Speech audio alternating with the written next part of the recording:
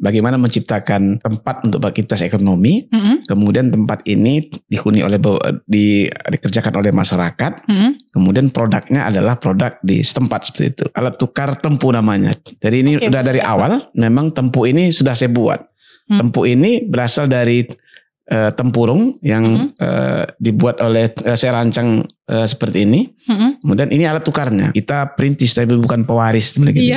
Tapi saya kalau di pasar kamu, saya betul perintis dan saya founder. Tapi pewarisnya adalah orang-orang yang bisa memanfaatkan, yang bisa melestarikan, yang bisa berbahagia dengan orang pasar kamu. Saya kira ini yang pewarisnya gitu.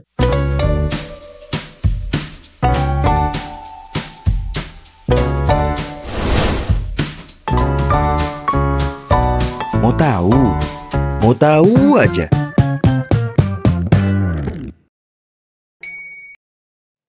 Halo Sobat Mister, kali ini kita bertemu lagi di podcast Mau Tahu Aja bareng Una di sini. Dan kali ini kita akan ngebahas mengenai kuliner rakyat yang menjaga kebudayaan. Dan pastinya kali ini kita juga akan ngebahas mengenai masyarakat ataupun pembinaan terhadap masyarakat dalam memajukan desa di Desa Denai Lama. So kali ini sudah hadir narasumber kita yaitu Dedi Sofyan selaku owner Pasar Kamu. Halo Bang. Ada? Ya. Gimana kabarnya Bang siang ini? Sehat, alhamdulillah. Gimana Bang perjalanan tadi ke sini? Kalau perjalanan dari kampung ya sekitar 1,5 jam lah. 1,5 jam. Ya. Oke, Abang ini kan merupakan owner dari Pasar Kamu ya Bang ya. Ya. Sebelum kita ngebahas Pasar Kamunya, mungkin Una mau nanya dulu lah. Kesibukan Abang sehari-hari apa nih Bang? Yep. Yang pertama mungkin saya agak revisi sedikit. Saya bukan owner, tapi adalah founder. Founder, oke. Nanti bisa kita lihat kenapa harus saya pakai founder ketimbang owner seperti itu. Gitu. Kalau untuk kegiatan sehari-harinya ya karena saya di kampung ya bertani. Kemudian kesibukan lain untuk persiapan Pasar Kamu sekarang itu memang hampir setiap hari ada hal-hal yang memang dibahas soal kegiatan soal Pasar Kamu di kampung seperti itu. Setiap hari memang ada kegiatannya? Setiap hari yang berada. Oke, Bang boleh sebelum kita masuk ke Pasar Kamunya nih Bang, kita mengenalkan dulu Desa Denai Lamanya ini. Sebenarnya Desa Denai Lama ini desa seperti apa sih Bang? Ya Desa Denai Lama sebelum ada peraturan pemerintah disebut juga Desa Kampung Lama. Jadi kalau Muna ke sana nanya di mana Desa Kampung Lama, mereka juga tahu karena itu kan.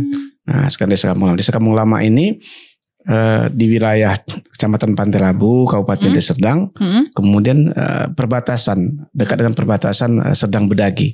Jadi desa kami itu persis perbatasan dengan Sungai Ular. Jadi habis Sungai Ular itu, Sungai Ular, kemudian ada Serdang Bedagi. Kemudian Denai Lama ini satu desa yang dihuni oleh dua suku yang besar, suku Jawa dan suku Melayu. Nah, kemudian di situ aktivitas masyarakatnya atau penghasil masyarakatnya lebih besar ke petani, sebagian ada nelayan dan buruh lah seperti itu. Berarti mayoritas di sana itu pekerjaannya petani. Dan nelayan dan buruh gitu ya Bang ya. Kita baru masuk ke Pasar Kamunya nih Bang. Sebenarnya awal mula terciptanya Pasar Kamu ini gimana Bang? Ya, alhamdulillah. Jadi sebelum Pasar Kamu tahun 2020 sebelum COVID. Jadi saya coba menginisiatifin sebuah pasar. Ini sebuah mimpi yang memang berkeinginan bagaimana menciptakan tempat untuk aktivitas ekonomi. Kemudian tempat ini dihuni dikerjakan oleh masyarakat. Kemudian produknya adalah produk di setempat seperti itu. Saya bayangkan ada beberapa hal yang memang menjadi prioritas bagi saya. Yang pertama adalah pasar ini harus punya masyarakat. Makanya saya bilang saya tidak owner, sebenarnya hanya founder, milik masyarakat. Yang kedua produknya adalah produk yang dihasilkan oleh desa saya seperti itu. Jadi bukan dihasilkan oleh desa orang luar. Karena kan bayangan kita bahwa desa ini harus bisa menghidupin masyarakatnya dari potensi desa seperti itu.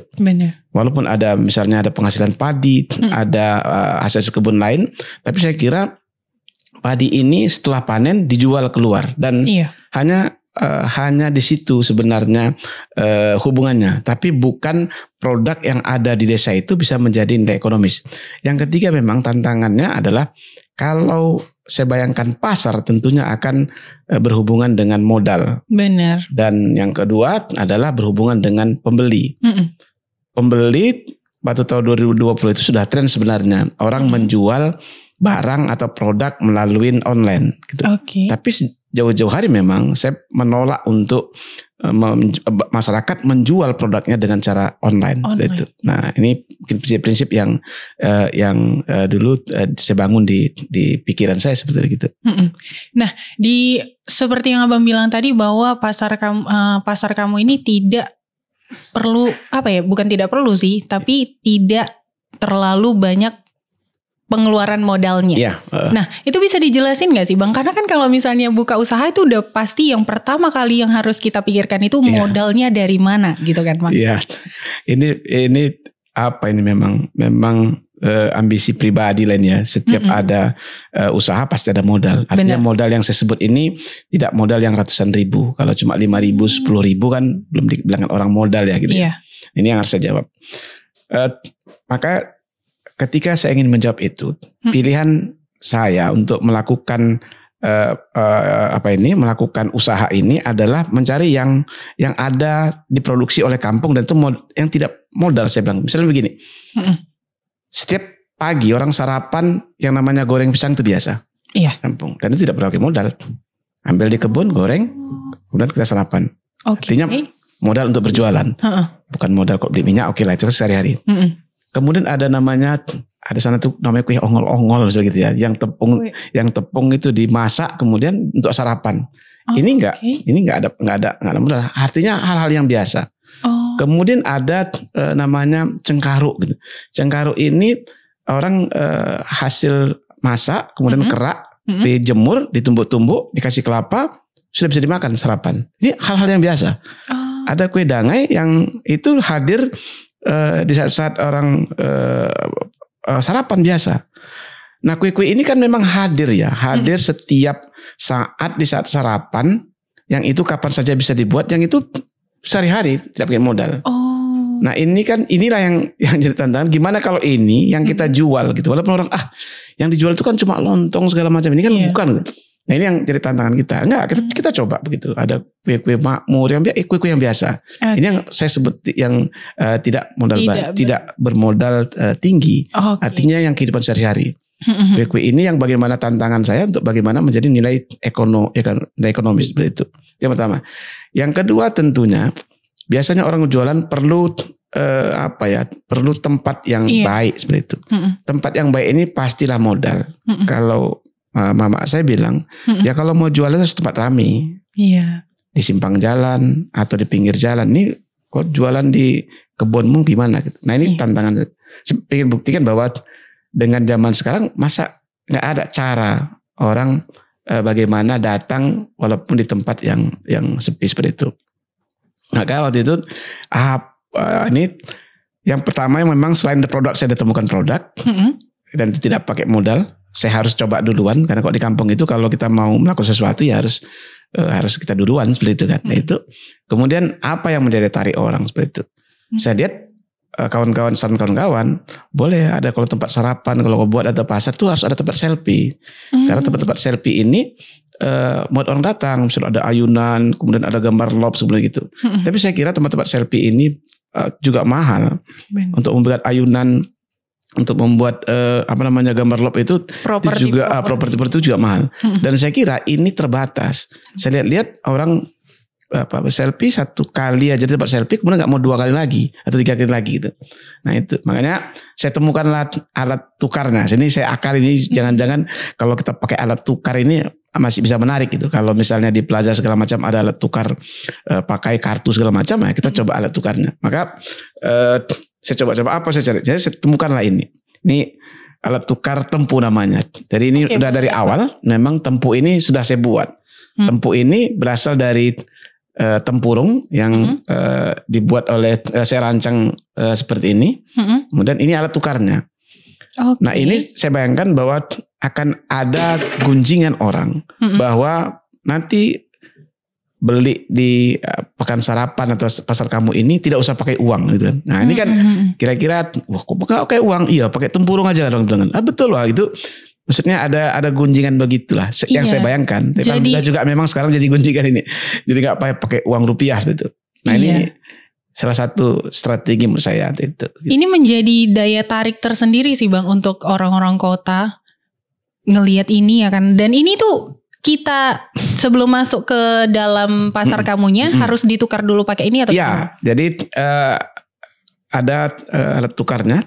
Jadi alat tukarnya namanya sekarang nama KPU. Jadi Komisioner Penukaran Tempu. Cianjaga. Nah sebelum pembeli ke pasar kamu, sebelum membelikan sarapan, mulai tukar ini. Dan ini memang sudah sejak awal ketika saya dan istri hanya 2 stand saja buat ini. Tempu ini alat tukar ini sudah kita pergunakan gitu. Walaupun orang bilang ini main-main aja kayak ya pemalas lah gitu ya belanja ke sana. Tapi nggak apa-apa. Ya katakannya begitu ya. Usaha ini harus dimulai dengan benar dulu gitu. Kalau kita punya ide ya udah kita usahakan ada beli atau nggak ada beli kita coba aja.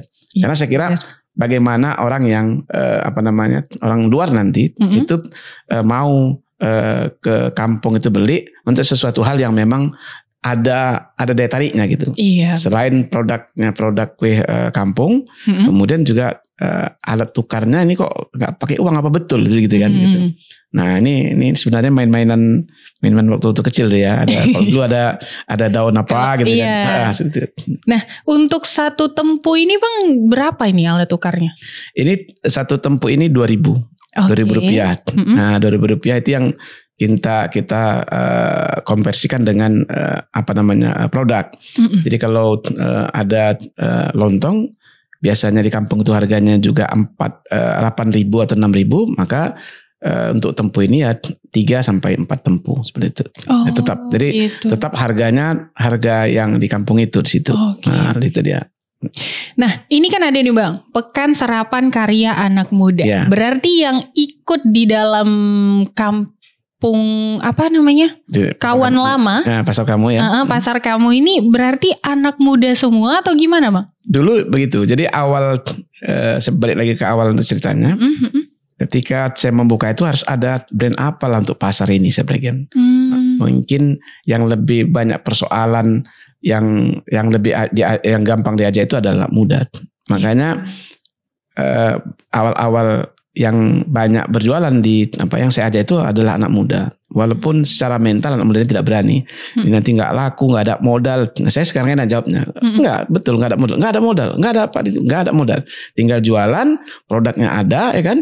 Kemudian tempatnya apalah. Ada yang meja, kursi, meja-meja di rumah. Kemudian ada sisa-sisa papan tuh boleh dibuat, ya kan. Pokoknya apa yang ada kita pergunakan untuk berjualan ini. Produknya sudah ada. Karena ya itu tadi, karena kalau besok tanya sarapan apa rumahnya sarapan goreng pisang, bawa aja goreng pisang. Kalau ada teh manis, masa di rumah nggak ada bisa teh manis, buat aja 1.000 buat teh manis. Kalau besok ada kue gulung atau ada kue goreng ubi di rumah, boleh aja buat kita jualan di sini. Nah itu sebenarnya. Jadi awalnya tidak pakai modal, kemudian tempatnya juga sesederhana itu gitu. Hanya prinsipnya tetap, prinsipnya menjaga kebersihan, kemudian memang sejak awal makanan kita ini sudah tidak dicampur dengan 5P itu. Jadi tidak ada pengembang, tidak ada pengawet, tidak ada pewarna, tidak ada pemanis buatan, dan tidak ada pewarna seperti itu. Nah ini sebenarnya 5 hal ini memang itu di kue-kue yang dimasak oleh ibu atau nenek-nenek kita di kampung memang tidak memakai itu. Tinggal bagaimana mengembalikan itu. Jadi kue kampung atau kue tradisional dengan olahan tradisional juga seperti itu. Oke, pasar kamu ini bukanya setiap hari apa aja Bang? Kita setiap hari Minggu saja dari mulai jam 6.30 sampai jam 11. Nah, karena kan kenapa hari Minggu saja?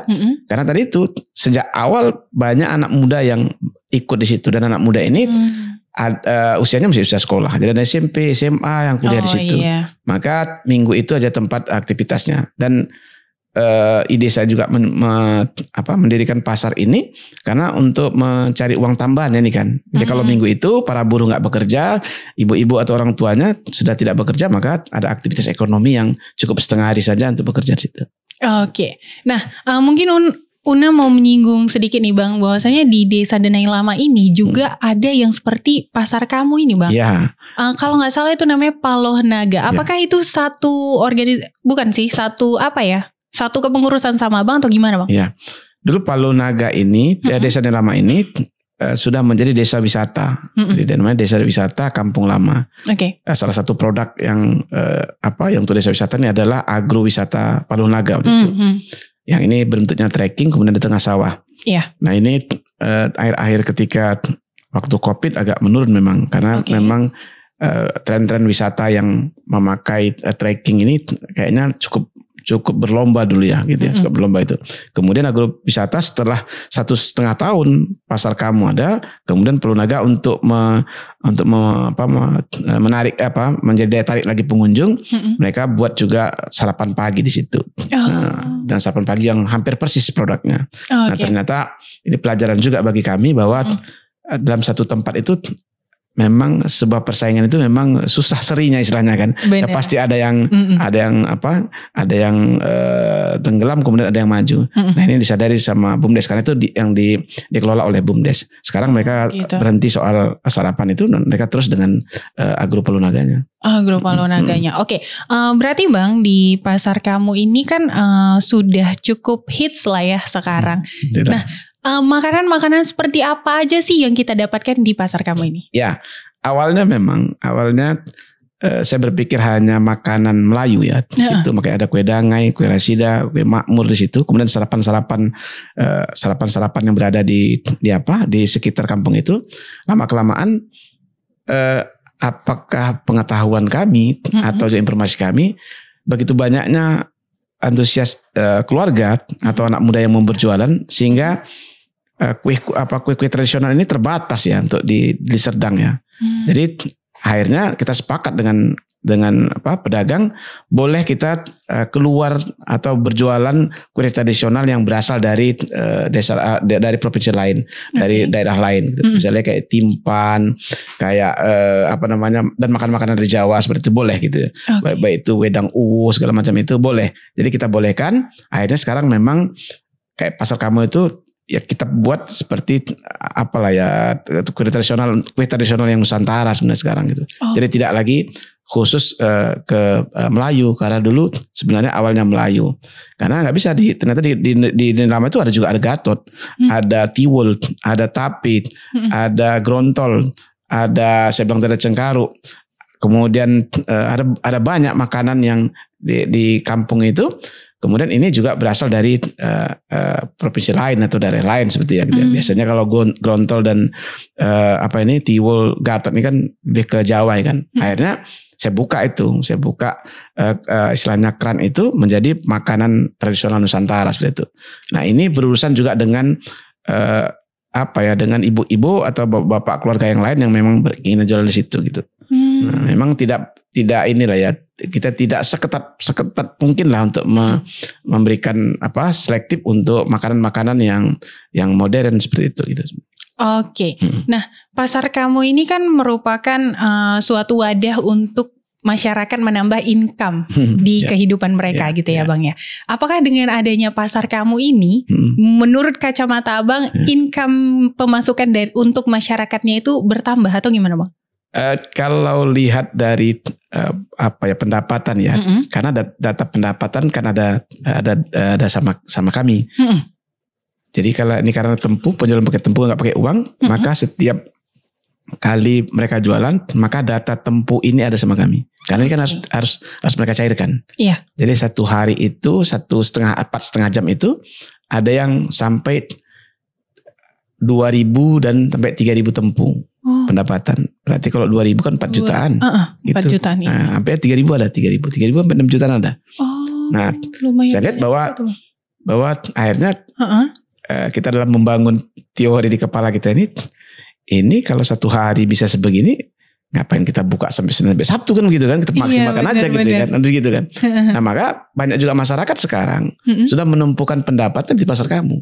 Jadi kalau dulu ada anak muda yang kita inginkan, maka sekarang mamanya ikut, bapaknya ikut, kadang neneknya juga ikut membantu di situ. Jadi tidak banyak juga satu keluarga gitu, ponak-ponakannya gitu. Nah memang sejak awal itu yang batasan kami memang kalau orang mau jual pasar kamu ini salah satu syaratnya adalah memang membawa anak muda, membawa anak-anak. Itu menjadi apa ya? Menjadi nilai sama kami. Jadi setiap ibu-ibu dan keluarga mau buka pasar kamu, dia harus mensertakan apakah anaknya atau ponaannya atau anak tetangganya. Itu menjadi kewajiban. Itu menjadi kewajiban. Karena sejak awal kita mau ini adalah pasarnya anak muda, kemudian misi lain adalah bagaimana kue-kue kuliner ini menjadi pendidikan bagi anak muda untuk mengenal kue-kue yang berada di Indonesia ini. Jadi selain dia beraktivitas ekonomi, dia juga mengenal kue-kue tradisional, baik itu mengenal bentuk, mengenal rasa, maupun mengenal proses pembuatan. Jadi setiap ada anak yang berjualan di situ, memang kita pesankan kepada ibu atau bapaknya bahwa anak yang menjual itu dia tahu proses pembuatan. Paling tidak tahu tiwul ini bagaimana, gatot ini bagaimana, dia bisa ceritakan soal di situ. Nah bagi saya berpikir ini adalah transformasi ilmu kue tradisional itu kepada generasi muda seperti itu. Jadi ini nggak hanya lekang di orang tuanya saja atau hilang di orang tuanya saja ya Bang ya, tapi turun temurun dan nanti diharapkan pasar kamu ini terus berjalan sampai kapan-kapan gitu ya Bang ya. Nah, pasar kamu ini baru saja mendapatkan penghargaan dari Kementerian Kebudayaan. Nah, bagaimana sih Bang tanggapan pemerintah dengan hadirnya pasar kamu ini? Ya sejak awal memang saya tidak membuat satu strategi bahwa harus ada proposal dulu, harus ada bantuan pemerintah. Nah ini juga motivasi pribadi bahwa masyarakat ya harus mandiri seperti itu.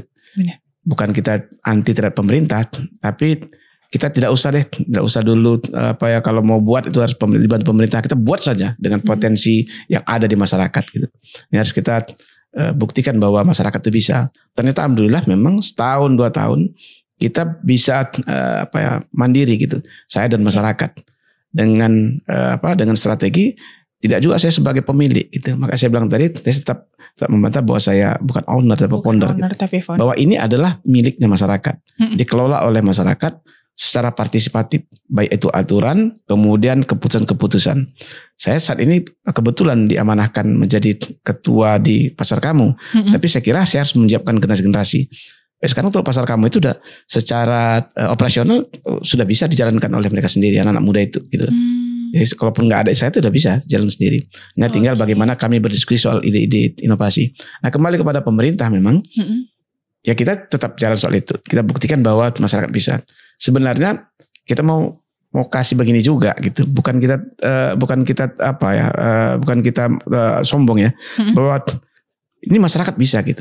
Nah, tinggal pemerintah yang merespon bagaimana merespon apa ya keinginan apa yang bisa membuat masyarakat didukung oleh pemerintah gitu. Ya sampai sejauh ini secara program kita belum ada satu perencanaan planning ke depan yang dengan pemerintah baru-baru terakhir lah gitu. Nah pemerintah melihat ini, apalagi kami dari mulai COVID istilahnya selamatlah kami dari COVID kami bertahan seperti itu. Nah pemerintah melihat ini sebagai sesuatu yang inovasi, sesuatu apalagi sekarang orang akan bercerita soal produk unggulan, apalagi sekarang orang bercerita soal sustainability, apalagi orang sekarang bercerita soal green economy gitu. Nah itu masuk begitu. Jadi saya pun baru 2 atau 3 tahun belajar ini ternyata pasar yang dikembangkan oleh desa ini itu sudah duluan ada dari istilah yang dikembangkan oleh masyarakat saya kira. Ada green economy ada. Kami juga menjual bagaimana kami mengurangi plastik. Jadi tidak menggunakan plastik sepenuhnya. Sebisa mungkin kami mengganti peralatan kami yang plastik menjadi tidak plastik dengan menggunakan daun. Dan daun-daun ini juga bermanfaat bagi desa-desa sebelah untuk mensubsidi daun itu. Nah ternyata kan ini kan banyak hal yang bisa diambil oleh pemerintah. Nah ini yang dilihat oleh pemerintah, maka sebagai motivasinya mereka kasihkan penghargaan. Tapi bagi kita alhamdulillah ini kan penghargaan ini kan bentuk perhatian oleh pemerintah. Tapi sebenarnya kita anggap bahwa pemerintah ini ya punya potensi besar ini masyarakatnya punya potensi besar untuk berkembang. Hanya tinggal bagaimana pemerintah sebaik-baiknya melihat merespon di mana masuknya gitu. Jadi bukan hanya pola pikirnya di pemerintah, bagaimana sangat partisipatif dengan pemerintah. Besar sumber daya di desa ini yang bisa direspon oleh pemerintah. Dan kita duluan kok gitu, dengan istilah-istilah ekonomi kreatif. Ya tadi saya bilang tadi dengan green economy seperti itu, dengan ekonomi hijau. Kemudian dengan sustainability, apalagi sekarang green food ya. Green food bagaimana kita menggunakan satu produk di kampung yang itu berkelanjutan. Misalnya kita butuh daun pisang, kemudian daun pisang sudah tidak banyak lagi, kemudian dengan pedagang pasar kamu ini saya suruh nanam daun pisang lagi, kemudian kunyit kunyit gitu, kalau menggunakan kunyit sudah tidak lagi yang tanam kunyit, kemudian kita suruh menanam kunyit lagi gitu, kemudian daun-daun jeruk itu pun sudah habis kan, gitu kan, sudah pokoknya tinggal apa lagi. Kemudian kita suruh lagi. Nah ini kan satu green yang disebut dengan green economy yang sekarang lagi populer di dunia, bahkan dunia internasional. Kita sudah melakukan itu sebenarnya. Berarti Bang memang apapun yang dibutuhkan dari penjualan pasar kamu ini didapatkan dari desa itu sendiri ya Bang? Iya, jadi bisa begitu. Nah, kenapa saya tadi bilang sejak awal tidak menggunakan penjualan, tidak menggunakan online ya, tidak menggunakan digital. Saya bukan anti digital. Saya pernah juga di boykot sama anak muda ini bahwa Pak Deddy anti digital. Ini kalau anti Pak Deddy digital ini kita nggak manusia modern. Bukan, saya nggak anti digital. Tapi begini, sekarang ukuran UMKM naik kelas itu adalah kalau digital. Itu menurut saya tolak. Gitu. Saya tolak untuk satu itu. Kenapa saya tolak itu? Karena kalau digital, kami kenapa tidak digital? Saya berpikir begini, harus bertemu pengunjung pasar kamu ini dengan pedagang pasar kamu. Saya kira ketika berkunjung itulah kekuatan masyarakat untuk bagaimana meyakinkan pengunjung itu bahwa produknya baik, produknya enak, dan pelayanannya seorang kampung ini gitu. Nah kalau misalnya di sistem online segitu ya, maka kita susah memberikan pendidikan kepada ibu-ibu bahkan kepada remaja untuk bagaimana bersaing di media sosial soal penjualan. Kemudian dengan datangnya orang ke kampung ini, saya kira ini bisa dimanfaatkan oleh banyak orang. Sekarang di luar pasar kamu itu ada yang jualan balon, ada jualan buah-buahan, ada jualan sayur-sayuran di situ. Oh, di halaman depannya itu? Ya, di luar itu. Nah ini kan sebenarnya dampak yang mau kita inginkan. Bukan nggak kita inginkan. Ketika orang datang berkunjung ke pasar kamu itu, maka banyak yang bisa dimanfaatkan parkir dari desa itu gitu. Itu yang sebenarnya saya omongkan setelah 1 tahun, saya omongkan kepada anak muda di situ. Saya bukan anti soal digital ini gitu. Karena memang kita lihat kekuatan masyarakat, kekuatan orang desa itu kalau dia bertemu, nggak di media sosial itu. Kalau dia menggunakan media sosial, seberapa canggih lah atau seberapa cepat lah kita mentransfer ilmu untuk ke media sosial digital ini gitu. Ya mungkin ada orang-orang yang pintar itu silakan. Tapi memang di pasar kamu memang akhirnya kita sepakat tidak boleh ada minggu itu orang menjual dengan cara delivery. Jadi tidak boleh ini, boleh kalau ada yang radius 2 kilo 3 kilo kita boleh antar, nggak ada. Jadi orang harus datang di situ. Ya boleh buat. Kalau nggak mau datang ya nggak usah makan. Gitu. Jadi memang ya kita mau pengunjung itu bertemu dengan masyarakat, dan saya kira ini yang potensi yang harus dilihat oleh pemerintah bahwa jangan jauhkan masyarakat ini dengan pengunjung atau dengan dengan orang-orang yang ingin berwisata ke desa seperti itu, saya kira gitu. Dan dengan cara seperti ini juga Desa Denai Lama bisa dikenal oleh masyarakat luas ya Bang ya. Iya, alhamdulillah situ. Nah, itu dia ini apanya. Oke Bang, sebenarnya ini bisa jadi peluang untuk desa-desa yang lain ya Bang ya. Karena kan memang kalau misalnya berbuka usaha yang paling kita pikirkan pertama kali itu dari segi modal dan juga dari segi pengunjungnya. Nah, desa ini benar-benar minim pengunjung kemarin itu Bang. Gimana bisa tiba-tiba Abang ya udahlah kita buka ini. Nah, peluang itu dari mana gitu bisa terkeluarkan gitu Bang? Ya kita berterima kasih juga kepada para pengunjung ya. Kalau untuk Medan aja saya bilang tadi kan 1,5 jam saya kemarin ya. Iya benar. Sekecang-kecangnya pun naik mobil ya 1:30, 1:20 menit, 1 jam 50 menit pasti waktu yang dibutuhkan untuk ke sana. Nah kalau untuk desa lain kita sudah membuktikan lah ya bahwa desa kami yang selama ini ada ikon wisata itu kan ada air terjun, ada gunung, ada laut ini, kemudian ada pantai yang bagus seperti itu kan, kemudian ada sawah hutan segala macam. Nah, kita tidak ada yang itu ternyata kita bisa. Nah, ini sebenarnya membuka desa-desa lain bahwa kita bisa menggunakan potensi apa yang ada di desa kita untuk sebab itu. Hanya tinggal bagaimana ada inovasi, kemudian ada kreativitas di situ, kemudian yang dasarnya adalah bekerja sama dengan segala pihak seperti masyarakat, kemudian juga tokoh-tokoh agama, juga para tokoh-tokoh adat di situ gitu. Karena kan sekarang kan dengan wisata budaya, wisata dan kearifan lokal itu tempatnya ada di desa lah gitu. Okay. Nah kita semakin kuat waktu itu ketika menggabungkan pasar kamu kuliner ini dengan juga tradisi-tradisi yang lain, seni tradisi, kemudian ada seni tari yang tradisional, ada seni musik gitu. Nah itu saya kira menambah daya kuatnya. Tapi itu ada di kampung sebenarnya, ada di desa sebenarnya. Saya kira. Nah ini menjadi mungkin menjadi tantangan juga bagi kawan-kawan yang penggerak desa untuk menggali yang lebih banyak lagi, yang lebih menarik lagi untuk desanya. Saya kira menarik untuk desa. Berarti Bang, pasar kamu ini bukan hanya kuliner aja, tapi juga ada pertunjukannya? Sekarang begitu. Jadi kalau saya dulu kan istilah saya ini harus saya jodohkan ini antara kuliner dengan tradisi. Ada tradisi gitu ya.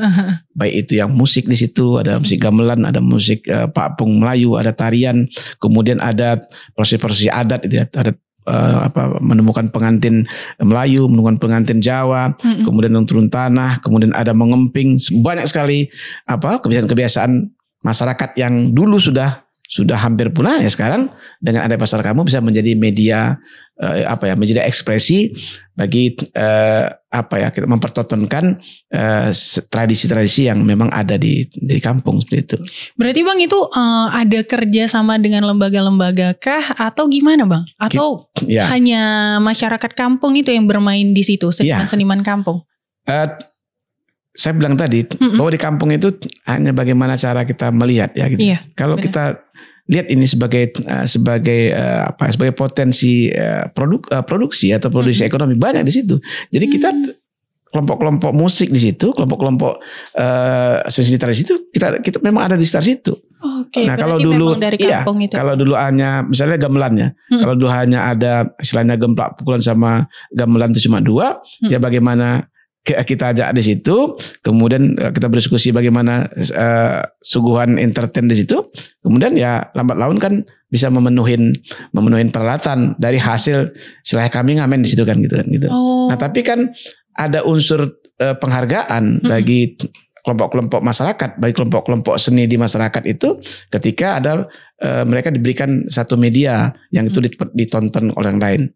Ya namanya ini kan seni kan bagaimana mengolah, bagaimana membuat, bagaimana merancang supaya menarik gitu, seperti itu. Apa yang ada? Saya kira pasar kamu itu kita potong-potong batang pisang, kita buat patung-patung yang kayak orang dulu, itu sudah menarik. Oh ini ada kayak gini dulu gitu. Ambil buah jeruk, kita potong-potong jadikan mobil-mobilan. Oh ini ada dulu kayak gini ya gitu. Kemudian kita gambar-gambar tanah itu menjadi engklek, orang oh ya ada kayak gini dulu ya gitu. Jadi sebenarnya banyak potensi di kampung itu yang itu ketika kita mainkan, kita tampilkan, memorinya orang itu langsung oh ini ya gitu. Nah ini kan potensi yang memang sekarang itu tidak digali di situ gitu. Nah kami akhirnya mendapatkan ini setiap minggu harus ada event ini gitu, harus ada event bagaimana orang oh ya event ini ada sama kami gitu. Oh dulu ngemping ada ya, iya zaman-zaman itu gitu. Nah ini yang sebetulnya salah satu salah satu yang menjadi daya tarik pasar kamu, menyuguhkan hal-hal yang bukan hal yang baru, memang hal-hal yang lama Tapi menjadi ada lagi dan menjaga lagi. Ya, Bang, ya? Situ aja gitu.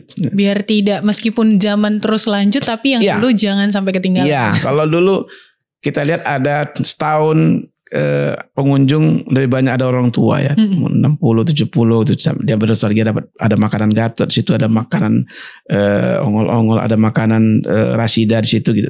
Nah tapi lambat laun yang kaum muda juga kan sebenarnya kan sekarang hal-hal yang lama gitu ya, itu justru menarik. Apakah dimiliki kemudian ya menjadi dipertontonkan juga sama anak muda sekarang kan. Bener. Vespa yang lama, sepeda motor yang lama, pakaian lama. Justru makanan-makanan yang lama ini juga menjadi tren di kalangan di kaum remaja. Nah ini memang ini ternyata begini. Ini ditemukan itu setelah ada proses 2 atau 3 tahun gitu. Kalau dulu kan orang tua-tua aja di situ kan. Sekarang enggak. Sekarang malah dua-dua kan. Orang anak mudanya membawa ibu atau neneknya ke situ. Jadi kita lihat dalam pengunjung pasar kamu juga ada orang yang muda satu keluarga, kemudian ada yang memang nenek yang sampai kadang-kadang disorong atau yang sudah jalan pun gitu. Nah itu berkeinginan untuk menunjukkan bahwa mengingatkan orang tuanya atau neneknya bahwa ini makanan dulu pernah ada di yang pernah dirasakan oleh orang tuanya gitu. Oke, berarti Bang, pasar kamu ini memang terus ada pembimbingan dari Abang langsung kan? Karena kan melihat semakin hitsnya pasar kamu ini pasti harus banyak juga yang kita siapkan untuk membangun pasar kamu. Nah pertemuan-pertemuannya itu hari-hari apa aja Bang? Dan biasanya itu membahas apa aja?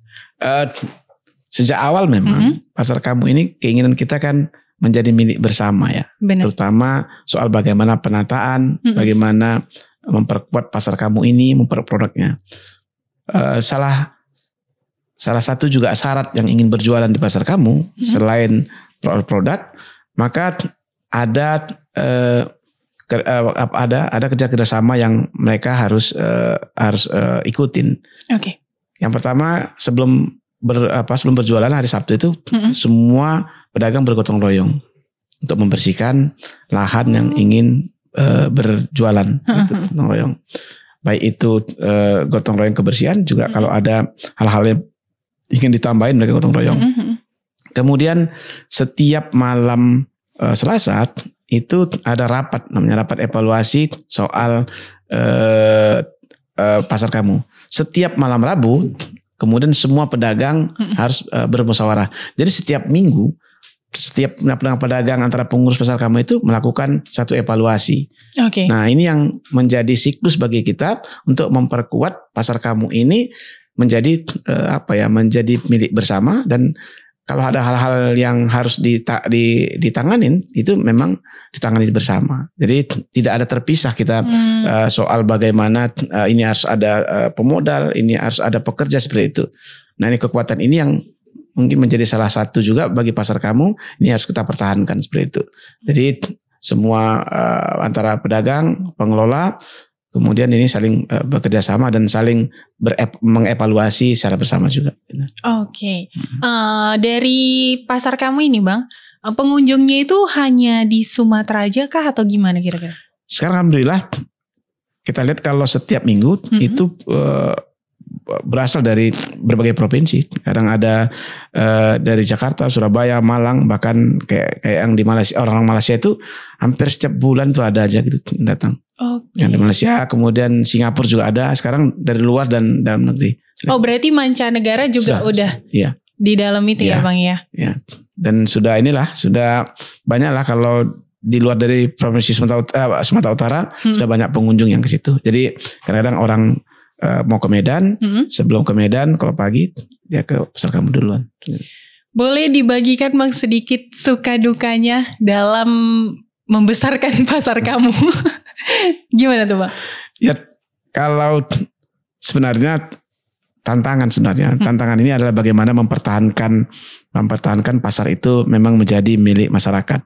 Kemudian mempertahankan produknya, bagaimana produk ini memang menjual makanan-makanan kuliner soal itu. Itu yang harus sama-sama kita pertahankan. Okay. Kemudian mempertahankan bahwa kuliner ini juga bisa menjadi media pendidikan bagi orang itu.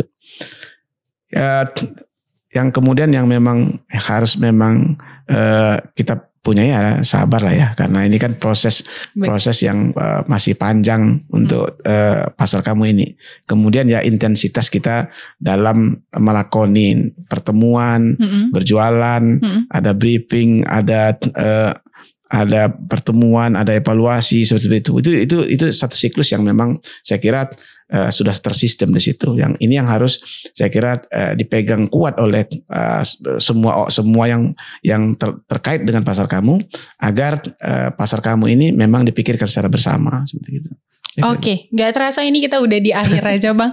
Boleh berikan harapannya untuk pasar kamu, masyarakat ataupun desa itu? Iya, harapan saya, orang selalu mengatakan begini, ada istilah sekarang, kita perintis tapi bukan pewaris gitu. Tapi saya kalau di pasar kamu, saya betul perintis dan saya founder. Tapi pewarisnya adalah orang-orang yang bisa memanfaatkan, yang bisa melestarikan, yang bisa berbahagia dengan orang pasar kamu. Saya kira ini yang pewarisnya gitu. Jadi selagi orang bisa memanfaatkan, bisa melestarikan, dan bisa berbahagia dengan pasar kamu, inilah orang yang pewaris. Jadi bukan hal itu. Yang terakhir adalah kami berkeinginan bahwa pasar kamu ini juga menjadi contoh bagi masyarakat lain, untuk bahwa kita bisa mandiri dalam produk kita sendiri, terutama di khusus desa. Kemudian bagi pemerintah, kami sudah mulai dan kami sudah bisa membuktikan bahwa yang namanya dari desa itu ada proses ekonomi yang kita bisa buktikan. Tinggal pemerintah lah merespon dengan baik, saya kira, bagaimana bisa bekerja sama antara masyarakat desa, yakni pasar kamu, dengan pemerintahan, baik itu pemerintahan kabupaten maupun pemerintahan di provinsi maupun juga di nasional. Baik, terima kasih Bang Deddy karena sudah menyempatkan hadir di podcast Mau Tahu Aja di Mistar TV. Dan Sobat Mistar, itu dia tadi perbincangan kita dengan Deddy Sofyan selaku founder dari Pasar Kamu. Bukan owner ya Bang ya.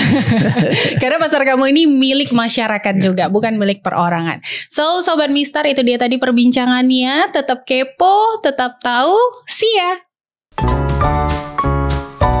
Mau tahu aja.